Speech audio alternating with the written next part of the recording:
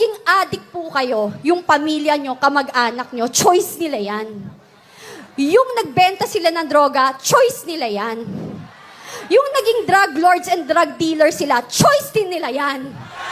Pero yung mga naging biktima ng mga yan, ng drug dealers, ng drug addicts, saka drug pushers, hindi ho nila choice na maging biktima. So please, tigilan nyo kami. If you want, pag-usapan natin ng human rights, mas ipaglaban nyo ang 2 taong ginahasa, 5 taong ginahasa, lolang ginahasa, ang pinatay na mawalang kamalay-malay, yun ang ipaglaban nyo. Yun ang masakit. Kasi pinaglalaban nyo kriminal. Pinaglalaban nyo mga walang kwenta. I'm sorry, hindi ako sorry, not sorry. Kasi napaka-peke. This is not about human rights.